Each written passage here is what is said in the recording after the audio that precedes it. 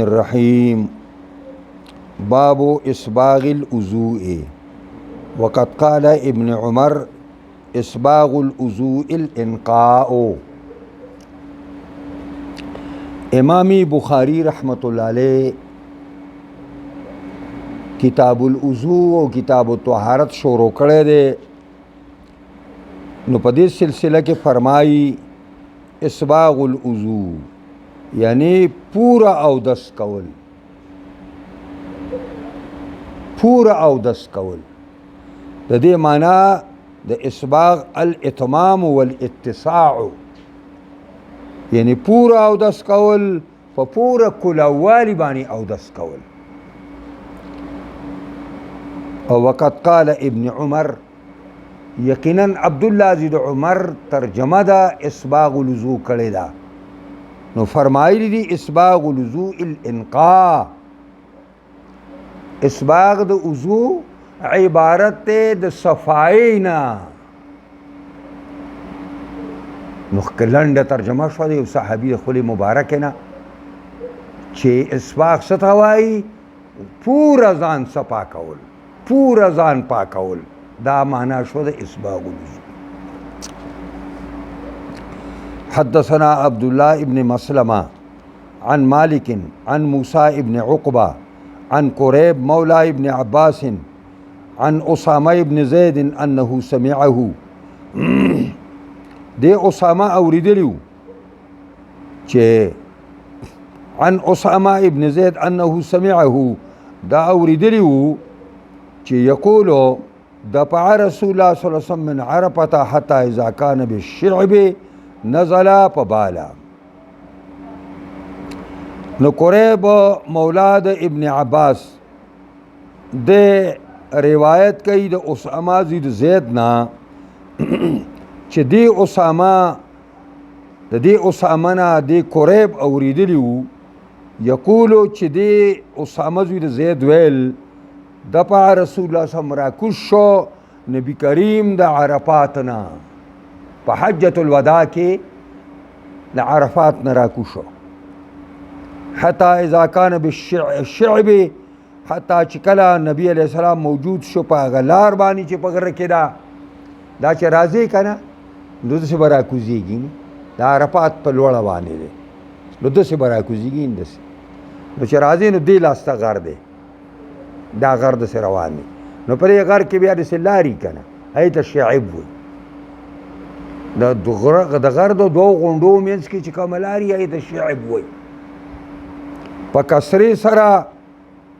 او په سکون سره الشعب. نزل نبی کریم راکوش په بالا آلته اودس مات که، یعنی ډډې ته دی که نه، د لارې نه ډډې ته نو راکوش اودس مات. ثم توضأ، بیا اودس وکړه، ولم یسبغ الوضوء، او اودس چې کومه دی پوره اودس یې ونه کړ، یعنی اتمام او اتساع په اودس کې ونه کړه، یو ځلې اندامونو ته اوبه واچولې، دا یې معنا بس. فقلت الصلاة، ما ورته وویلي، ما ته تپوس وکړه د نبي اکرم نه چې اتريد الصلاة، ته د مونځ اراده کوي، یعنی په دې باندې مونځ کوي اوسه یا رسول الله؟ قال الصلاة امامک. وی ما ته وویلي چې اسامه زید مانځه دې مخکې دی، مزدلفه کې به یې کوو. نو روان شو. فرکبا، نبی کریم بیا سور شو. فلما جاء المزدلفه، کله چې پیغمبر خدا مزدلفه ته راغی، نزل راکوز شو، فتوضأ، اودس یې وکړو، فاسبغ الوضوء، نو پورا کامل اودس یې وکړو، یعنی اندامونو ته دوه ځله یا درې ځله اوبه واچولې. ثم اقیمت الصلاة، بیا اقامت د مانځه لپاره وشوه په مزدلفه کې. نو په صلی المغرب، د ماښام مونځ یې وکړو. چې د ماښام مونځ یې وکړو، خدا دونه په تلوار باندې وکړو چې تش اودس قدرې کړی دی. د اوښان نه چا چوکړي دي او نه د اوښانو نه کجاوې کوزي کړي دي، بس فوري په مانځه باندې ودرېدل. چې کله مونځ د ماښام تیر شو، ثم اناخ كل انسان بعیره بیا هر یو مرګري چې پیغمبر سره پر حج کې مرګري وو هر یو چوک خپل اوخ لره فی منزله په هغه ځای خپل کې چا چې کم ځای ځان له چا چې کم ځای ځان له ونیو هغه د هغه منزل شو پای کې خپل اوخ چوک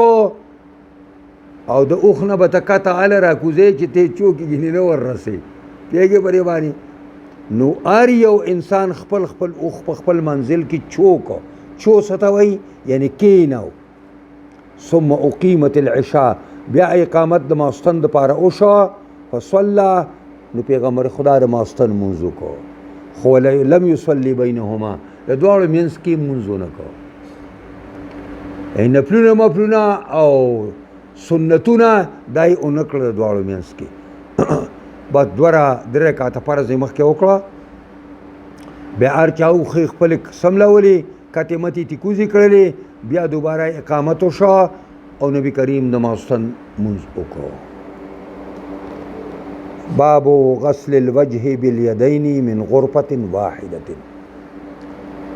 امام بخاری باب دی په دې خبره کې چې غسل کول یعنی انزل د مخه بالیدین په دواړو لاسونو باندې من غرفة واحدة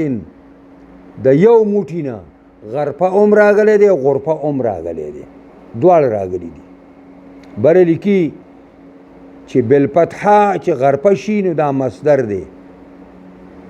چې غرفه شي نو دا مصدر دی معنا را ډکول د کف وبالزمع الکف الملعه د ډک ورغوي ته غرفه وایي او چې دا د را ډکولو د تلی ته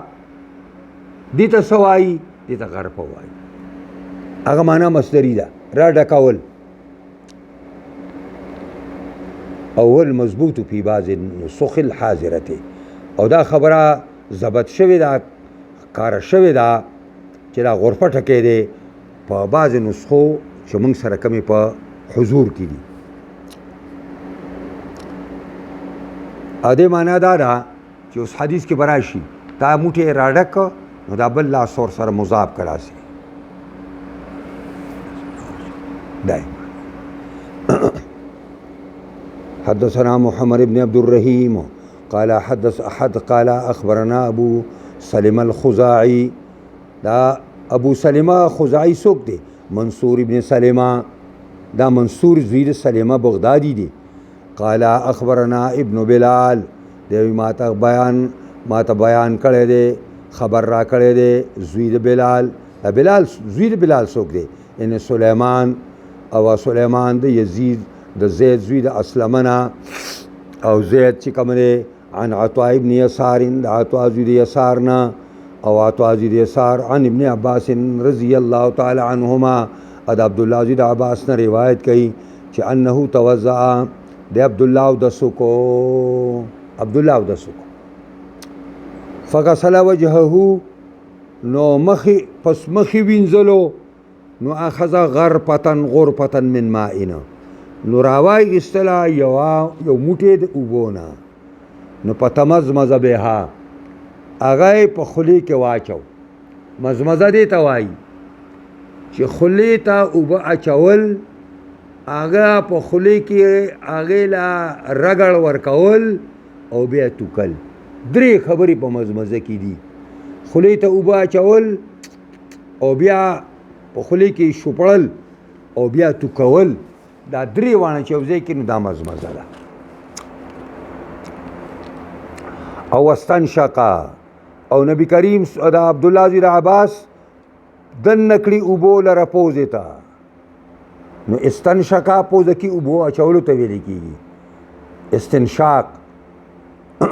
او یو بل لفظ دی هغه بیا راسونولو ته ویل کېږي ثم اخذ غرفة من ماء بیا یې راواګېسته یو موټی د اوبو نو په جعل بها هکذا نو وی ګرځاو دی لره دا رنګي دا موټی راواګېسته نو ما ته وګورئ دا موټی یې راواخیسته نو بیا یې دې لاس سره داسې یو ځای کړه دا یې معنا ثم اخذ غرفة من ماء نو سورا فجعلها هكذا فجعل بها وی ګرځو دی ورغوي لرا هكذا دارنګي یعنی اضافها الى يده الاخرى مضاف کا دی بل لاستا پیوست کا دی بل لاستا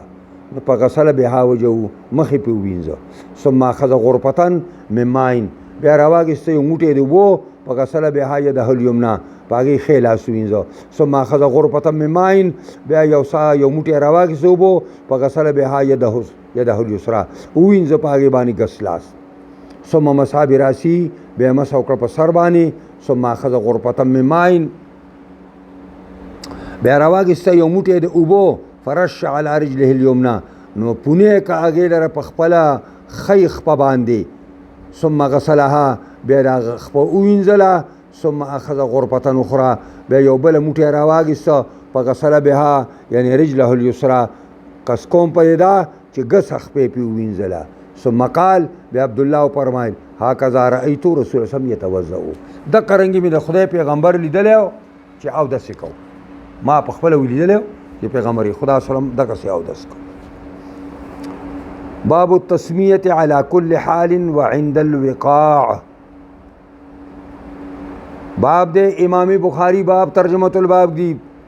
چې بسم الله ویل په هر حالت کې او بسم الله وی حتی وعند الوقاع خاص کر خپل بیبي ته د نزدېکت په وخت کې به بسم الله وایي او دا دې لپاره ویله چې دا د وقاع او د نزدېکت وخت خپل بیبي ته چې په بسا اوقات دی کې بربنډوالی د عورتین وي دا ډېر لرې ښکاره کېږي چې د الله نوم دې سړی وایي لیکن پیغمبر خو ویل چې په دغه وخت کې به هم د الله نوم ولې نو چې په دغه وخت کې د الله نوم اخلي نو په نورو اوقاتو کې خو په طریق اولا سره اخلي به په دغه وخت کې هم علي د الله نوم به هېڅ وخت کې نه یری حدثنا علي بن عبد الله قال حدثنا جرير عن منصور عن سالم بن ابي الجعد عن كريب عن ابن عباس يبلغ به النبي صلى الله عليه وسلم چې عبد الله صاحب دا حدیث پیغمبر ته رسي د دې الفاظو معنا دای چې دا حدیث موقوف نه دی بلکې دا حدیث متصل دی دا حدیث مرفوع دی دا عبد الله دا حدیث بیانای او پیغمبر خواته رسي دا معنا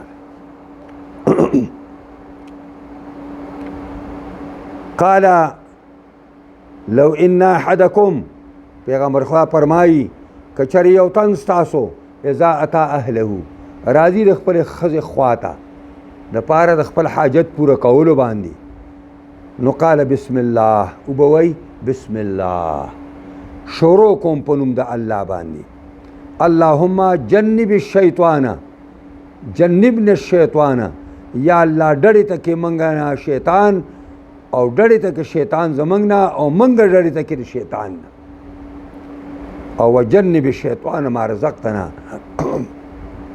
او پسند کې او ډړې ته کې الله شیطان د هغې نه چې تی موږ ته روزي کوي په دې عمل کې چې هغه بچی دی چې کوم بچی ته موږ ته په دې عمل کې روزي کوي نو هغه هم د شیطان نه محفوظ کا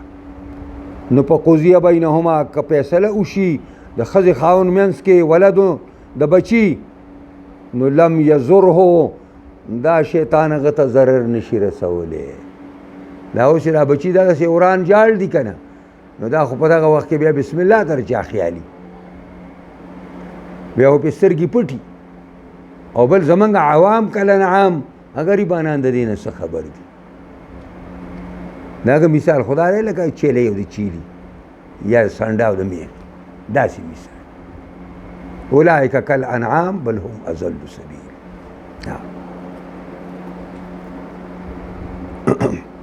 باب ما یقول عند الخلا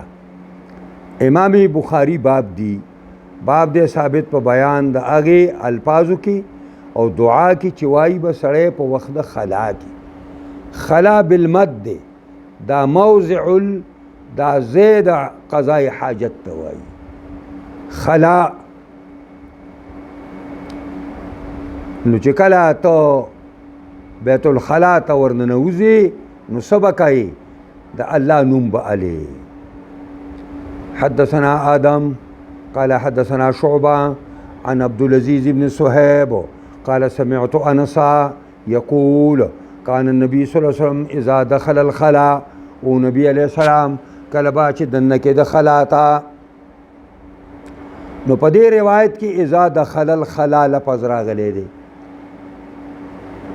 نو قال او به فرمایل اللهم اني اعوذ بك من الخبث والخبائث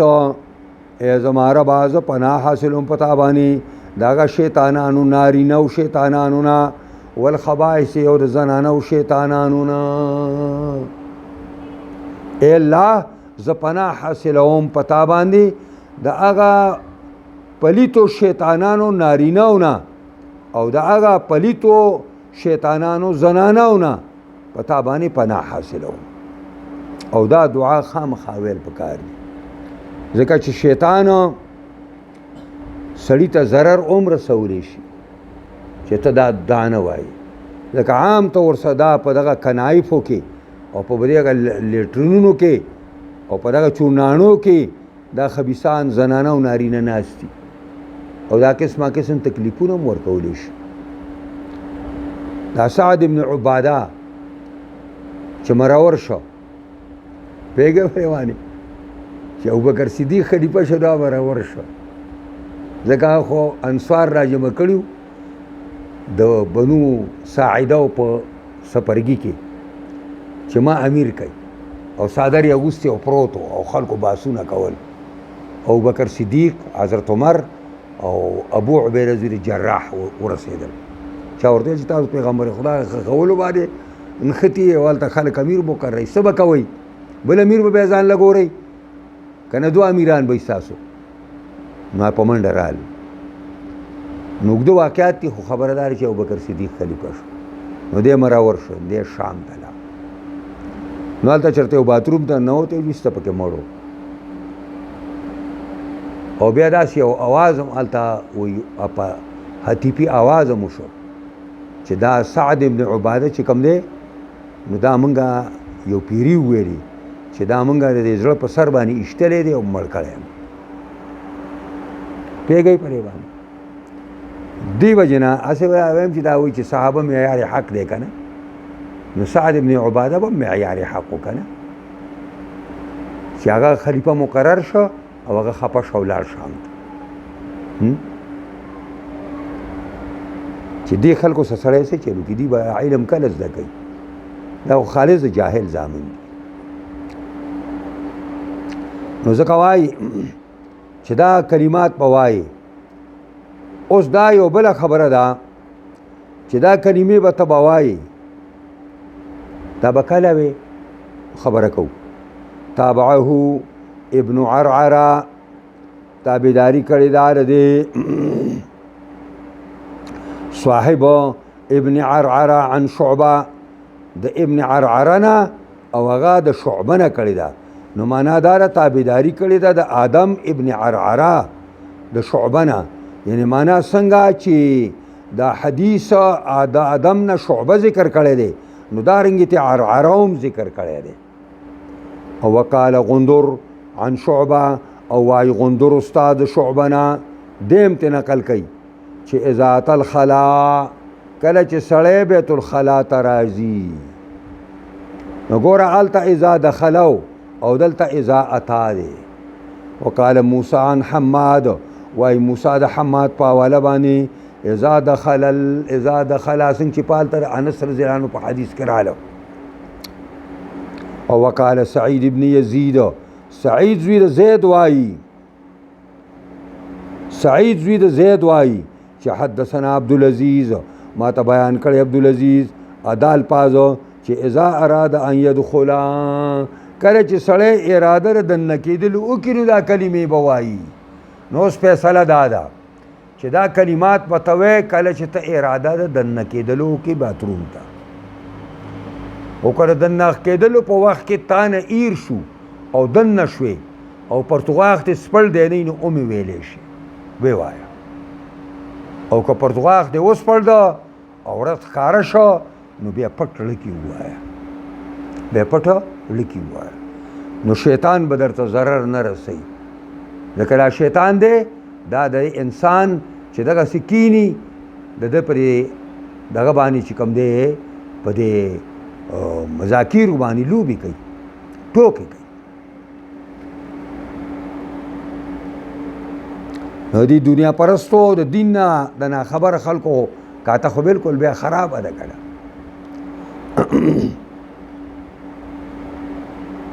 نو ځکه وایي دا الفاظ داسې راغلي دي باب وضع الماء عند الخلاء امام بخاری باب دی یہ خودل د اوبو په نيز د باتروم باندې یو مشر ننوته باتروم ته او یو کشر اوبه راوالي او دې ورکې ورته بار کېږي چې دی راوځي نو په دې باندې به چار اندام وکړي په دې به اودس وکړي دا څنګه مثلا نو دا ډېر ښه آداب دي نبی علیه الصلاة والسلام اودس ماجي ته ننوتی دی عبدالله زوی العباس ورته اوبه ایښي دي چې راووته وی فرمایل ویل دا چا ایښي دي ویل دا ستا د تره زوی عبدالله ایښي وړوکي اللهم فقهه فی دین ناشنا کار یې کړی دی پورا مؤدب دی الله دین کې ورته مهارت ورکړه دعا یې ورته وکړه دایما ځکه وایي عن عبد الله ابن ابي يزيد ان ابي يزيد عن ابن عباس ان النبي صلى الله عليه وسلم دخل الخلاء ووضعت له وضوءا کې مې خو ورته اوبه د اودس وضو په فتحې سره ما پوهې کړي وی په کتاب الوضو کې چې په ضمیر سره اودس کولو ته وایي او په فتحې سره د اودس اوبو ته وایي د اودس سامان ته وایي قال من وضع هذا پیغمبر خو ویل دا چا ایښي دي فاخبره خبر ورته ورکړی چې دا عبدالله وړوکي فقال اللهم فقهه فی دین خدای دین کې ورته مهارت ورکړي بس کو وایو بس یې پرې استقبال نه به وایو انشاءالله